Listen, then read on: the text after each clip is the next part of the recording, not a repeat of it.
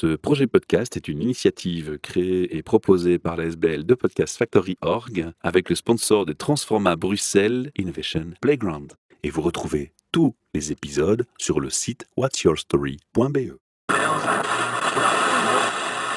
You're listening to the Podcast Factory. Bienvenue pour un nouvel enregistrement de MidoriCast, votre podcast sur les initiatives positives en faveur de l'environnement et des actions citoyennes. Alors Midori, ça veut dire vert en japonais, cast pour broadcast, lien avec le mot podcast qui est un mot valise venant de iPod et broadcast.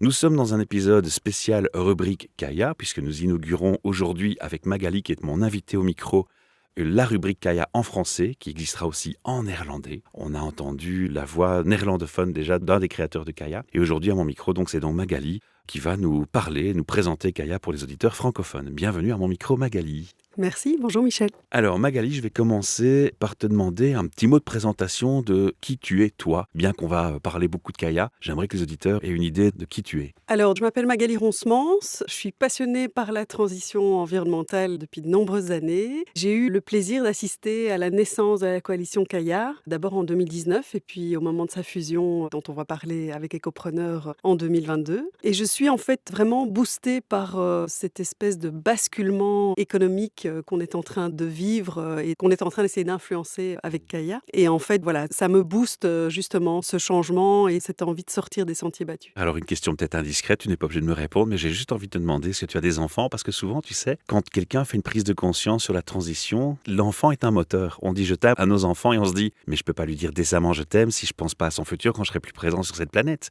Et c'est là où moi, personnellement, où j'ai eu mon réveil en fait. Tout à fait, ouais. Oui, j'ai 2 filles qui sont déjà assez grandes, enfin qui ont 17 ans et la plus petite a 10 ans. Et c'est vrai que c'est un moteur qui est important et la prise de conscience, c'est pour ça que ça fait de nombreuses années aussi que je suis active là-dedans. Je crois que c'est Tout à fait. important à C'est un souligner. moteur. La question qui va être importante aussi, toujours dans le personnel et l'indiscret, est-ce que tu étais déjà entrepreneuse avant de commencer chez Kaya? Ça joue un rôle. Oui, alors j'ai toujours eu cette envie justement de faire un peu bouger les lignes et de développer des projets qui sortaient des sentiers battus. Donc oui, j'ai développé mon premier projet associatif au début des années 2000 et puis un deuxième il y a 5-6 ans et je suis indépendante aussi depuis une quinzaine d'années. Ton background, c'était quoi? Moi, je suis sociologue à la base et je travaille maintenant dans la communication environnementale, mais c'est vrai que j'ai une envie d'être sur le terrain aussi et j'ai côtoyé pas mal d'entrepreneurs en économie circulaire. On va parler de Kaya. On a compris qu'on parlerait d'écopreneurs, mais on va en dire plus. Ouais. Alors en fait, Kaya, c'est une organisation qui vise vraiment à soutenir cette transition économique et à la booster quelque part. Et la manière dont on essaye vraiment d'en faire un modèle de référence, cette nouvelle économie, ça se fait via un collectif. Donc on rassemble vraiment des membres, des entrepreneurs qui sont actifs sur le terrain et qui développent ces modèles économiques différents. Ah, c'est ça qui m'a donné cet effet de vague immense positive qui m'est apparu quand on a commencé à me parler de Kaya. Oui. C'est cet ensemble d'entrepreneurs qui se réunissent. Tout à fait. Donc c'est vraiment, on a environ 250 membres déjà. Kaya émane de la fusion entre Ecopreneur, qui est une association qui a été créée en 2019, et la coalition Kaya, qui avait plus des objectifs de plaidoyer à la base, qui a aussi été créée à peu près au même moment. Et donc, comme ensemble on est plus fort, on a décidé de se rassembler et de fusionner les deux organisations pour créer en 2022 l'organisation Kaya des Ecopreneurs. Tu as déjà un peu parlé de la raison d'être de Kaya, mais est-ce qu'il y a des choses à rajouter sur cette raison d'être? Au niveau de la raison d'être de Kaya, mais clairement, on a envie qu'il y ait ce basculement de l'économie qui est vraiment important. Et pour ça, notre action principale, l'axe autour duquel l'action de Kaya s'inscrit, c'est vraiment des actions de plaidoyer. Ça veut dire qu'on a envie d'influencer le monde politique et le monde économique et de leur démontrer qu'il y a des modèles plus durables, des modèles économiques plus respectueux des ressources naturelles qui sont possibles, qui sont économiquement viables et qui sont à la fois plus respectueux des ressources, plus respectueux de l'humain et qu'il y a toute une série d'entreprises qui se développent, qui foisonnent d'ailleurs et qui peuvent servir d'exemple pour instaurer un nouveau modèle économique. Alors ce que je vais te demander aussi, c'est de nous dire à nos auditeurs et auditrices, qu'est-ce qui vous motive quand je vous ai dit venez, faites une rubrique Kaya dans mon podcast MidoriCast. Alors oui, c'est sur l'environnement, mais j'imagine que c'est pas que ça. Qu'est-ce qui vous anime dans la démarche de faire une rubrique dédicacée aux entrepreneurs de Kaya, aux écopreneurs de Kaya? Nous, ce qui nous motive là-dedans, et c'est un de nos axes d'action, c'est qu'on a envie de pouvoir inspirer le monde économique. Et donc, on a la chance avec toi de pouvoir justement mettre en avant des projets, des entrepreneurs, des entrepreneuses qui développent ces business models différents. Et donc, pour nous, c'est une manière de faire rayonner leurs actions et tout ce qu'ils entreprennent et de faire à la fois connaître leurs projets et de valoriser tout ce qu'ils mettent en place justement pour faire basculer cette économie. Je serais extrêmement honoré et fier de pouvoir participer à une mise en avant d'une communication tellement positive, d'une telle évidence qu'il y a beaucoup d'écopreneurs et d'écopreneuses. J'insiste sur le terme féminin. Tout à fait. Il y a beaucoup de femmes dans le secteur aussi. Je vais te demander maintenant de nous définir finalement. Qu'est-ce qu'on classe dans la définition d'écopreneur et écopreneuse ? Alors, en fait, pour moi et pour la coalition Kaya, un écopreneur, une écopreneuse, c'est un pionnier. C'est quelqu'un qui ose développer une entreprise en sortant des sentiers battus, en veillant à la fois à respecter les limites planétaires, c'est-à-dire qu'il y a tout un questionnement qui se fait en termes de production, en termes de services proposés, qui est vraiment axé sur cette préservation des ressources, sur le respect de l'humain et en même temps d'en faire vraiment un modèle économique qui soit tout à fait tenable et qui se déploie au fil du temps. Donc ça, pour moi, un écopreneur, c'est ça. Et puis, c'est quelqu'un qui change les règles du jeu, qui n'a pas peur, justement, de sortir du cadre établi, d'avoir cette posture de pionnier et de se dire, bon, ben voilà, ça, le modèle qui existe depuis autant d'années, on le remet en question et on développe autre chose parce que maintenant, il est plus que temps que ce basculement se fasse et qu'on veille à préserver nos précieuses ressources naturelles. Ces entrepreneurs se positionnent aussi, qu'ils le veuillent ou non, et c'est positif, je trouve, comme des personnes inspirantes. Ils inspirent d'autres à les suivre. Et ce phénomène-là est un des éléments essentiels de votre communication aussi, je pense. Tout à fait. Et ça va mener à une question qui est peut-être moins réjouissante, mais qu'il faut quand même aborder, parlons sans tabou. C'est ces entrepreneurs qui nous mettent des valeurs en avant, pour des grosses sociétés ou des grandes entreprises, mais qui en fait, on se rend compte qu'il y a un peu de value et de greenwashing derrière. Comment se prémunir de ça ? En restant positif, j'imagine, déjà ? Oui, je pense qu'effectivement, il faut pouvoir rester positif, mais c'est pour ça que nous, on veut, via ce collectif d'entrepreneurs et d'entrepreneuses, c'est de pouvoir inspirer ce qui se fait vraiment sur le terrain, de démontrer que on fait ce qu'on dit ce qu'on fait, d'être vraiment en cohérence dans les actions. Et effectivement, c'est pas que du greenwashing. Et ça, c'est via des témoignages, c'est en échangeant justement les expériences, en amenant les entrepreneurs à témoigner de ce qu'ils font sur le terrain et des difficultés qu'ils rencontrent aussi. Parce qu'en fait, nous, par notre action de plaidoyer, c'est de pouvoir être à l'écoute de ces entrepreneurs et ces entrepreneuses et se rendre compte que en ayant cette posture de pionnier et en instaurant justement un modèle économique qui est différent de ce qu'on connaît depuis des dizaines et des dizaines d'années, ils rencontrent des difficultés. À la fois, elles peuvent être légales, elles peuvent être au niveau de divers aspects, elles peuvent être fiscales aussi. Et donc, notre rôle au sein de la coalition Kaya, par cette action de plaidoyer, c'est de pouvoir identifier ces difficultés et de pouvoir essayer de lever ces freins en allant voir le monde politique, influencer le monde économique et pouvoir justement instaurer des mesures, des actions qui permettent à ces entrepreneurs et ces entrepreneuses de déployer leur modèle et de leur donner plus d'impact parce qu'il y a à la fois la question aussi du comportement des consommateurs, il y a la question des avantages fiscaux qui permettent justement de développer des modèles comme ceux-là. Qui est un levier en fait. Qui est un levier, exactement. Et donc c'est vraiment notre mission principale par le plaidoyer, c'est de porter la voix de ces écopreneurs et ces écopreneuses. J'aime bien le mot que tu utilises qui est le plaidoyer parce que c'est vraiment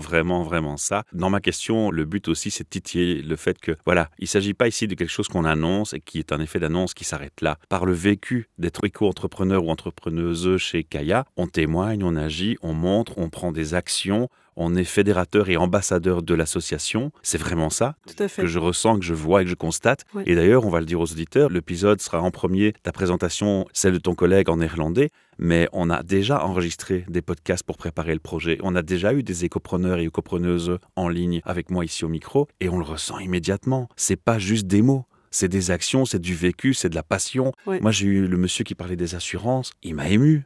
Il parlait avec ses tripes, quoi. Et on le sent, il n'y a pas de comédie là-dedans, c'est pas possible. Donc, je suis très enthousiaste. Alors, tu l'as compris, ça. Je vais te demander de nous expliquer maintenant quels sont les domaines d'activité de Kaya. Kaya donc, a 3 domaines d'action principales. Donc, j'ai déjà beaucoup parlé du fait d'influencer par nos actions de plaidoyer, donc de porter la voix des écopreneurs et des écopreneuses. Aussi le fait de se rassembler, parce qu'on estime que quand justement on anime un réseau d'entrepreneurs comme ça, non seulement on est plus fort, on a l'occasion d'échanger des expériences, on a l'occasion de se soutenir et aussi évidemment de mettre en place des collaborations, des partenariats pour pouvoir aller plus loin ensemble. Et puis il y a un 3e volet qui est le volet d'inspiration. d'information, comme on le disait tout à l'heure, donc permettre à des écopreneurs de venir témoigner, de venir expliquer comment ils développent leur modèle, comment ils l'ont mis en place. Ça permet aussi d'influencer le monde économique et de l'inspirer. Et c'est comme ça qu'en fait, par rapport à nos membres, on a des membres qui sont au sein de Kaya parce qu'ils développent un modèle économique, et puis il y en a d'autres qui viennent soutenir et qui viennent en fait s'inspirer un petit peu de ce qui se fait parce qu'ils ont envie d'aller plus loin dans leur démarche d'économie durable. Alors il y a des thèmes, j'imagine, quand vous faites des animations, des événements. Qu'est-ce qui est couvert en fait comme activité? Je crois que n'importe qui peut rentrer chez Kaya à partir du moment où il correspond à la charte Kaya et qu'il répond aux critères, parce qu'en fait, il n'y a pas une activité qui est dédicacée à l'écologie ou à l'éco-responsabilité. Toutes les activités sont concernées. Tu peux nous en dire plus sur ces deux aspects de thèmes? Quand on souhaite devenir membre de la coalition Kaya, on pose sa candidature auprès du conseil d'administration et on s'engage à respecter un règlement d'ordre intérieur. Et dans ce règlement, on stipule notamment que les activités ne peuvent pas être liées à certains secteurs, donc que ce soit... Identifiés comme polluants. Voilà, identifiés comme polluants, ou le secteur de l'armement, ou le secteur de l'élevage intensif, etc. Donc tous des domaines effectivement qui ont un impact environnemental important. Et donc quand vous faites des événements, que vous animez votre communauté, il y a des thèmes qui reviennent.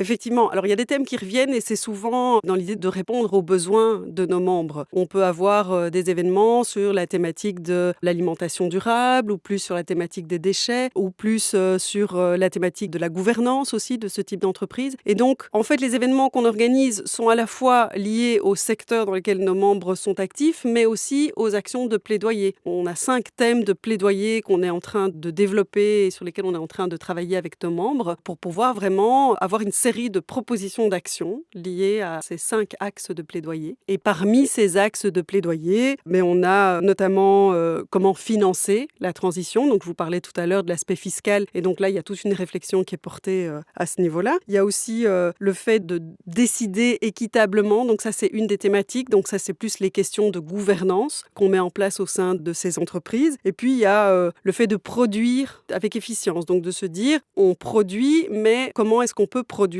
en réfléchissant, en veillant à ne pas épuiser les ressources naturelles, donc en le faisant vraiment de manière cohérente par rapport à nos valeurs. Et alors, on a aussi tout un volet sur la consommation sobre, donc influencer aussi le consommateur à ce niveau-là. Pour une consommation raisonnée. Exactement, pour une consommation raisonnée et pour donner plus de chance aussi à ces entreprises qui se développent de manière très locale, de répondre aux besoins des consommateurs. Et puis après, il y a bien sûr tous les aspects de formation pour pouvoir arriver à transformer, à arriver à ce basculement de l'économie. Oui, parce que j'imagine qu'il y a plein de questions qui fusent. Exactement. Je veux m'inspirer de lui, mais comment il a fait pour ceci, comment il a fait pour cela. Moi, ce qui me touche aussi beaucoup, et c'est très important pour moi, c'est le côté parité homme-femme. Et déjà, dans les témoignages que j'ai enregistrés, il y a une des personnes qui nous a dit, moi, c'est une valeur évidente dans l'entreprise, j'y veille. Il a même été jusqu'à veiller à ce que le salaire soit égal à titre comparatif de fonction et de compétences comparatives entre un homme et une femme. C'est tellement sympa d'entendre ça. On est tellement en attente depuis longtemps, enfin, que ça. C'est ce genre d'initiative aussi qui naît spontanément dans le mouvement. Tout à fait. C'est à souligner, je pense. Oui, tout à fait. Et puis, c'est vrai qu'en termes de gouvernance, il y a pas mal de questionnements aussi, parce qu'on se dit, dans le développement d'une entreprise, en fait, il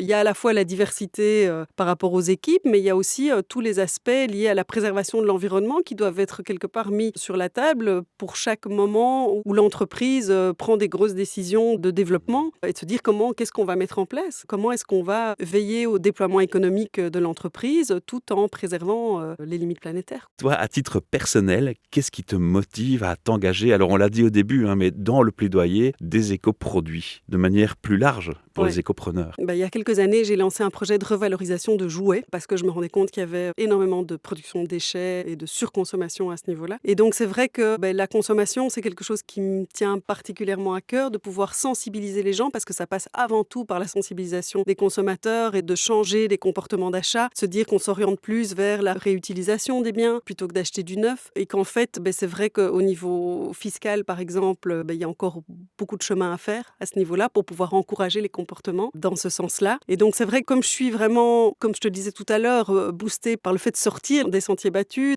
par le fait de pouvoir instaurer le changement et surtout de faire bouger les lignes, pour moi, c'est important de pouvoir justement bien cerner ce qu'il qu'il est nécessaire de mettre en place comme action au plus vite pour pouvoir stimuler le secteur au niveau de la consommation. Je vais proposer que tu donnes l'adresse du site internet de Kaya afin que les auditeurs et auditrices qui n'auraient pas de réponse à toutes leurs questions aujourd'hui puissent se rendre sur votre site et déjà aller chercher toute l'information qui leur manquerait. Tu peux nous donner l'URL ? Alors l'URL c'est kaya-ecopreneur avec s.be. J'ai une question spécifique aussi pour toi, Magali. Tu n'es pas prévenue, c'est de l'improvisation totale, on le signale. C'est bien, j'adore ça. Pour toi, dans ce projet podcast, on va mettre ces écopreneurs et écopreneuses en avant. Qu'est-ce qui serait un signe d'un succès ? À quel moment tu te dirais, là, on a touché quelque chose d'important grâce au podcast ? Je pense que ce serait vraiment de pouvoir, dans les témoignages, de pouvoir retrouver un effet waouh, où les gens se disent « ça, c'est dingue, je ne savais pas que c'était possible en fait de développer une entreprise en étant aussi passionné, aussi ancré dans ses valeurs, aussi cohérent ». Et que ça donne envie en fait à d'autres gens de se lancer ou à d'autres entreprises de retrouver justement cette cohérence entre leurs valeurs et la manière dont ils déploient leur modèle économique. Alors je t'informe que ma question, même si elle est improvisée, n'était pas innocente du tout. Elle va me permettre de faire une transition, parce que je l'ai dit, chez Midoricast, et les auditeurs et auditrices sont déjà habitués pour ceux qui nous suivaient avant, on utilise ce qu'on appelle un voicemail. Et donc dans le descriptif article écrit de ce podcast, quelle que soit la plateforme, il y aura un lien vers Vodio qui nous met à disposition gratuitement par l'association BetGeek un répondeur vocal. Donc les gens cliquent sur ce lien, ils arrivent sur une page internet, le navigateur leur dit « Autorisez-vous à utiliser le micro ? N'ayez pas peur, dites oui, j'autorise à utiliser mon micro » et vous avez un bouton pour parler. Et si vous avez un micro de pas trop mauvaise qualité, ils pourront te laisser un message. Alors ce message, ça peut être un remerciement, ça peut être un encouragement, ça peut être une question ou ça peut être une remarque, un commentaire. Et s'ils nous disent dans le message « j'autorise à ce qu'on utilise ma voix », on pourra en commentaire des publications de podcasts sur les réseaux sociaux publier le lien vers leur message vocal et on pourra entendre les gens vous répondre, vous parler, vous poser vos questions, vous encourager, vous dire merci. Donc évidemment, je vais inviter fortement nos auditeurs et auditrices à le faire parce que je crois que la cause en vaut la chandelle et ce sera super sympa pour Magali d'entendre ce genre de feedback. Magnifique, ouais. Voilà. Merci pour ton temps, merci pour ta patience. On se retrouve donc pour plein de nouvelles capsules régulières de Kaya. Merci pour ton soutien à Kaya. C'est avec joie. Dernière touche finale, il y a un prix pour être membre chez Kaya. Il y a un prix qui est différencié selon la taille de l'entreprise, selon le chiffre d'affaires. Donc là, il faut aller en fait sur le site, il y a un petit bouton devenir membre et là toutes les explications sont données. Il ne faut pas hésiter à envoyer un petit mail, on se fera un plaisir de vous répondre et de tout vous expliquer. Et vous êtes assez réactif, je dois dire. Ah ben voilà, c'est une belle phrase de clôture. Mille merci. Merci à toi. Je vais recevoir un écopreneur responsable, qui n'est autre que Bruno Van Steenberg. Bruno, enchanté, merci de m'octroyer ton temps. Bonjour Michel, merci pour ton accueil. Bruno, la première question, c'est rapidement de te présenter, évidemment. Alors, donc, je m'appelle Bruno Van Steenberg, j'ai 47 ans, je suis papa de 2 adolescents et je suis fondateur de Kalani Home. Alors, ton background, Bruno, si je peux être indiscret un petit peu. J'ai une formation économique, principalement une spécialisation en import-export. J'ai travaillé pendant 24 ans dans le secteur textile. Premièrement, pendant 12 ans dans les vêtements, on va dire dans le textile conventionnel. Et puis en 2010, j'ai fait une prise de conscience et j'ai eu envie de passer le reste de ma carrière à travailler le développement durable dans le secteur textile. Tu travaillais déjà pour toi ou tu travaillais à l'époque pour un patron ? Je travaillais pour un patron. D'accord. Je suis devenu indépendant en 2010. Et c'est directement comme écopreneur ou c'est d'abord une transition vers je suis mon propre patron et puis l'écoprenariat vient après? C'est exactement ça. Donc j'ai commencé d'abord par j'ai fait un burn-out en 2009, j'ai refait une auto-formation par moi-même, étudié tout ce que je pouvais trouver sur le développement durable dans le textile en 2010. Je suis devenu indépendant, j'ai travaillé avec mon consultant pour d'autres marques et d'autres entreprises pendant plusieurs années. Je suis devenu écopreneur à partir de 2016 réellement. Donc si je te comprends bien, le burn-out, comme dans beaucoup de cas et dans beaucoup de situations, a été le déclencheur d'une recherche de sens d'abord, et c'est la recherche de sens qui te conduit finalement à cette prise de conscience. Oui, exactement. Voilà. Le burn-out m'a fait réfléchir à ce que je voulais faire de ma carrière, et le burn-out n'avait rien à voir par rapport vraiment à mon job, mais c'était vraiment une prise de conscience et de me dire voilà, qu'est-ce que j'ai envie de faire du reste de ma vie. Est-ce que le côté écologie et conscience écologique, les enfants jouent un rôle, le fait d'être papa, ça joue un rôle pour toi? Je pense que ça joue un rôle aussi. Bon, alors j'ai eu des enfants avec un en tout cas en particulier avec des gros problèmes de santé, donc je pense que ça a dû jouer aussi dans la prise de conscience et on se ressente autrement sur ce qui est important dans la vie. Kalani Home, pourquoi le nom? Kalani, c'est un prénom polynésien qui veut dire cieux ou paradis. C'est un nom qu'on a trouvé pour le développement de Kalani Home, parce qu'il y a une assonance avec le mot câlin. Et quand on dort dans des draps Kalani, on est comme au paradis. Et Home pour le côté coucou de maison. Tout à fait. Quand on lit tout ce qu'on lit sur le textile, c'est challenge quand même, non? Exactement. On va parler un peu des étapes, hein, de comment ça s'est passé par étapes. Mais j'imagine que la première étape, ce sont être confronté aux freins. Effectivement, le secteur textile est un des secteurs les plus controversés au monde, enfin parmi, c'est pas le seul heureusement. Par contre, c'est un secteur qui a déjà été tellement critiqué depuis 20 ans qu'il existe, pour ceux qui s'y intéressent et qui souhaitent trouver des solutions, l'accès aux solutions n'est pas si compliqué. Mais voilà. Et donc, en fait, si on veut faire les choses autrement, on peut faire les choses autrement. Et donc, avec Kalani, j'ai créé cette entreprise en 2016. Je suis parti d'un constat simple dans ma vie de tous les jours. Avec ma femme, on se rendait compte que quand on voulait acheter des draps, on se retrouvait dans une grande enseigne suédoise bleue et jaune, pour ne pas les nommer, comme tout le monde, ou presque tout le monde, parce qu'on n'avait pas spécialement envie de mettre des centaines d'euros dans une paire de draps. Et en fait, c'est en faisant l'étude de marché que je me suis rendu compte qu'entre les prix du bas de gamme pas cher, on va dire ce genre d'enseigne ou les supermarchés, et des produits très qualitatifs dans des boutiques, qui soient durables ou pas, ont souvent une différence de x4, x5, x6, x7. Et de mon expérience textile et de production, je savais que ce n'était pas uniquement la qualité qui faisait cette différence, c'était principalement le circuit de distribution. D'où l'idée de développer Kalani, de faire du linge de maison, donc linge de lit, linge de bain, literie, haut de gamme, durable, en coton bio et fair trade, à des prix abordables, pour que ça puisse être accessible pour une majorité de personnes. Oh là, tu m'intéresses, tu vas intéresser plein d'auditeurs et d'auditrices. Hein. Ça, c'est vraiment the challenge, hein, parce que c'est pas forcément quelque chose qui va venir en évidence quand on va faire ses calculs de coûts, etc. C'est quoi les premières pistes qu'on investigue? C'est éliminer les intermédiaires, c'est faire du local? Voilà, donc ici, ça a été principalement effectivement d'éliminer les intermédiaires, puisque je me suis rendu compte que c'était vraiment le circuit de distribution qui faisait une escalade de prix. Ouais. Après, au niveau qualité, on a pris du top. Donc on fait vraiment du top qualité, de façon à ce qu'il n'y ait pas de compromis et que les gens se disent « Ok, mais en fait, c'est l'équivalent d'une très grande marque très chère ». Mais sans les intermédiaires et le fait qu'on fasse tout en direct, on produit directement dans les usines et on vend directement via notre e-shop aux consommateurs, on enlève tous les intermédiaires, donc ça permet de rendre ce haut de gamme durable abordable. Et donc on n'est pas dans un cas ici où pour avoir du bio et éthique, on doit payer plus cher, au contraire, on paye moins cher. On peut faire les choses plus écologiques, mais il y a toujours des nuances, il y a toujours des limites dans lesquelles on peut aller. Par exemple, quand on a un e-shop et un site internet, est-ce qu'on prend un data center éco-responsable? Est-ce qu'on y songe? La fabrique locale, mais où se situe le local? Parce que pour certains, local l'Espagne, c'est local.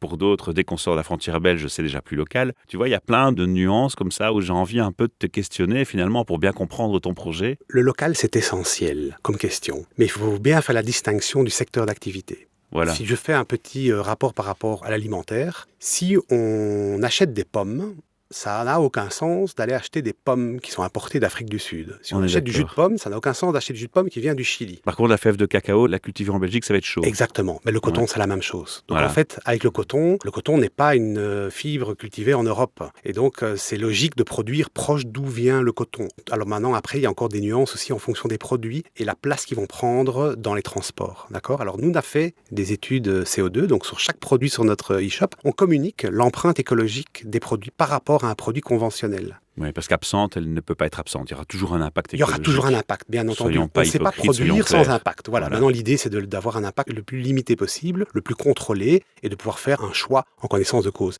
Mais si je prends un simple exemple, produire du linge de lit en Inde par rapport à produire du linge de lit au Portugal, qui est aussi un producteur de linge de lit, quand on produit en Inde, on transporte les draps finis, très compacts, dans un conteneur jusqu'à Anvers.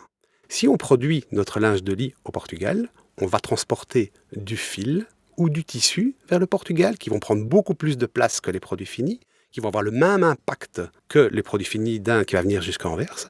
Mais après, on a un camion qui va traverser l'Europe à travers le Portugal, qui va avoir un impact 3,4 fois plus élevé en CO2 que le conteneur sur un bateau. Donc il faut pouvoir relativiser tout ça. Et donc en fait, le local dans le textile n'a pas toujours du sens. Ce qui est important, c'est d'être local par rapport à la matière première. Il y a certaines exceptions, par exemple du linge de bain, des essuies, ça prend énormément de place. Il y a beaucoup d'air à cause des bouclettes.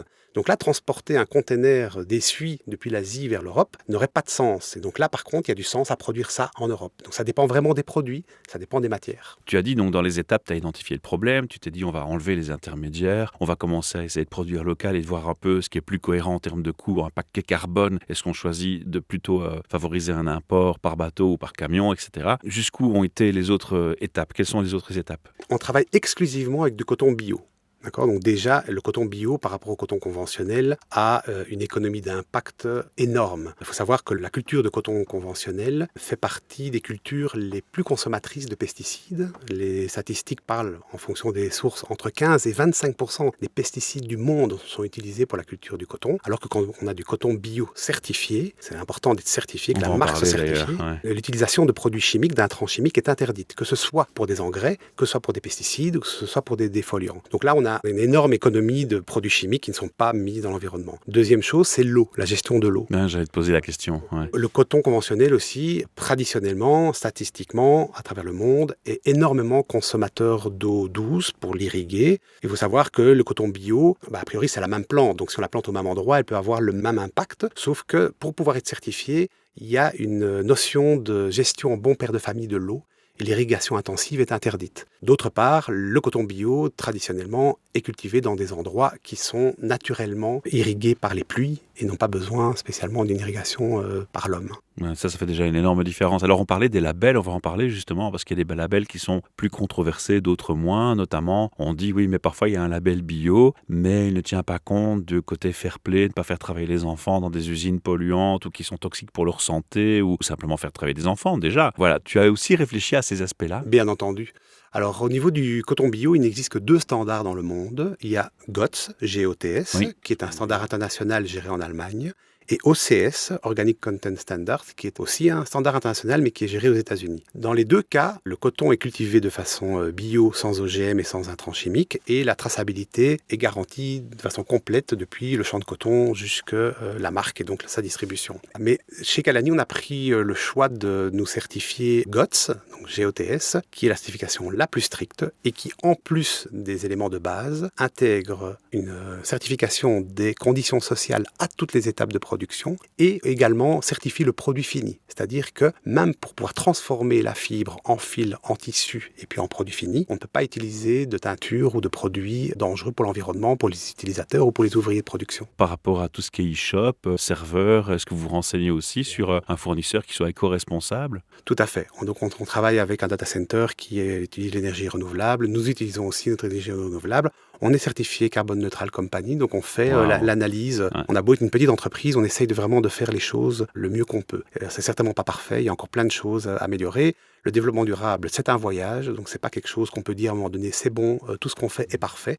Il faut en permanence s'améliorer, rechercher des solutions et essayer de faire tout le temps les choses le mieux possible. Alors tu l'as vu, même ici, chez Transforma, il y a des compagnies qui ont plus ou moins le même secteur d'activité que toi avec un aspect éco. J'imagine la concurrence devient de plus en plus grande sur ce secteur, même en éco-responsabilité, puisqu'il y a une prise de conscience qui est grandissante. Tant mieux, on ne peut que l'applaudir et le féliciter. Du coup, j'ai envie de te demander comment tu te distingues peut-être des entreprises classiques. Je pense que ça, on a déjà répondu à la question et c'est une belle distinction que j'honore.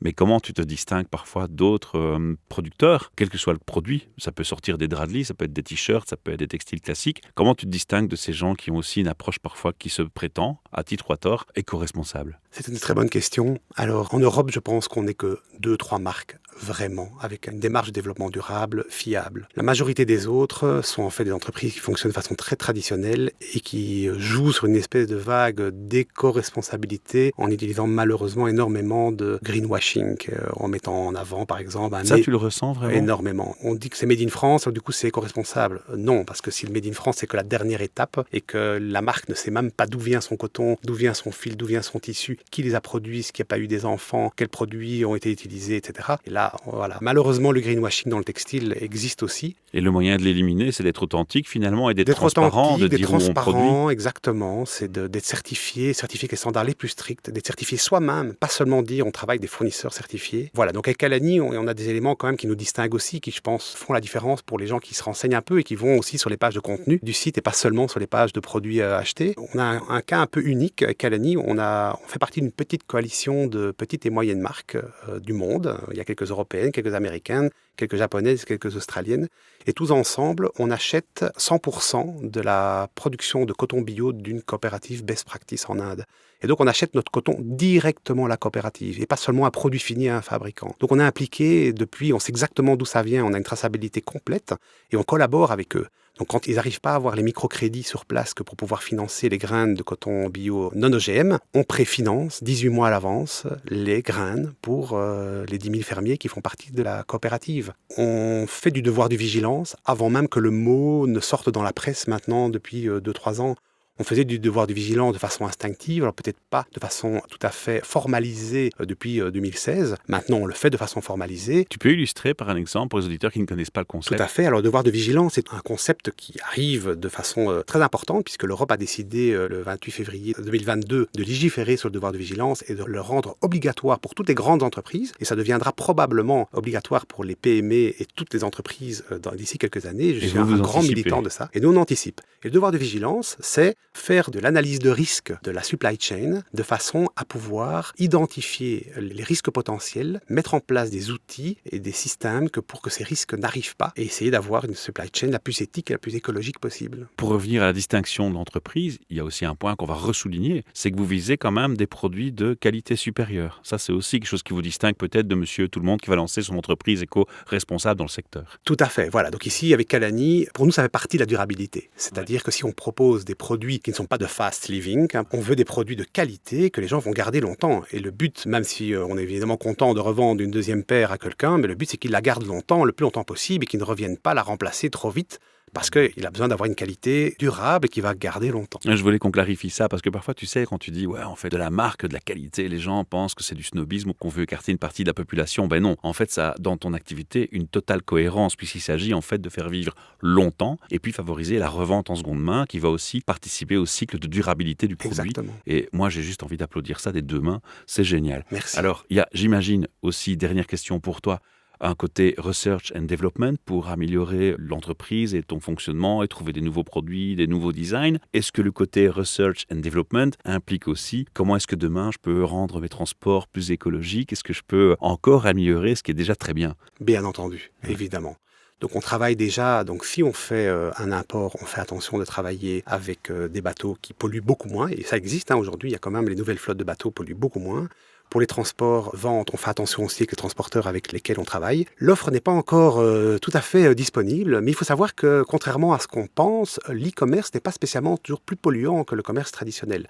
Alors oui, si on regarde d'un point de vue global et mondial, quand on achète sur Alibaba.com ou sur Amazon, évidemment, c'est pas les meilleurs exemples. Un petit colis traverse le monde entier, ça a un impact polluant énorme. Mais quand on est local et qu'on vend principalement en Benelux et dans les pays limitrophes, en fait, quand une camionnette va livrer des colis dans une commune et fait toutes les maisons de la même commune, c'est beaucoup moins polluant que chaque personne qui prend sa voiture le samedi pour aller à Bruxelles dans un centre commercial et faire ses courses et acheter ses produits. Pour une touche encore positive, tu as rejoint Kaya. Est-ce que tu peux nous dire ce qui t'a motivé à devenir membre de Kaya? Oui, bien entendu. Donc, on est devenu membre d'abord de Ecopreneur qui a fusionné avec Kaya. Donc, on est membre depuis 2020. Vous faites parmi les anciens membres? Pas tout à fait au début, mais quand même déjà depuis un certain temps. Pour nous, c'était une évidence. Je pense qu'on était déjà un écopreneur avant de savoir que le mot existait, parce que ça fait partie de notre ADN et de ce qu'on voulait faire avec Kalani. Voilà, c'est important de pouvoir soutenir un plaidoyer ensemble pour aussi faire évoluer les mentalités des consommateurs et aussi les directives et législations des autorités. En plus, ça génère une certaine fierté de faire partie d'un tel mouvement, d'une telle vague positive et bienveillante dans l'approche. Je vais te demander de nous donner l'adresse d'un site internet où les gens, j'imagine que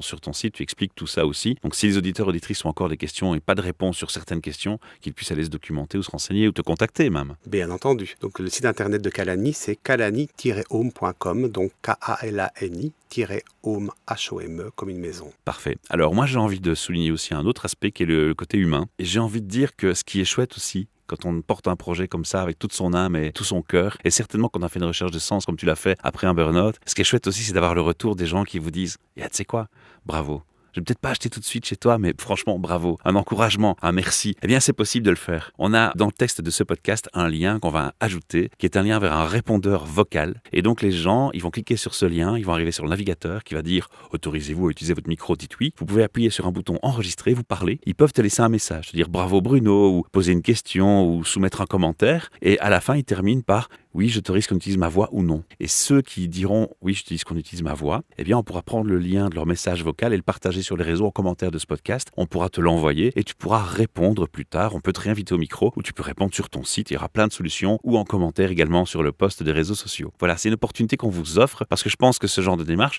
il faut aussi la féliciter de vive voix. Et dans un podcast, ce serait logique de le faire. Voilà, je vous remercie beaucoup pour votre attention. Allez sur le site internet et n'hésitez pas à nous donner aussi vos retours et à bientôt pour de prochaines aventures podcast. Abonnez-vous. Merci Michel.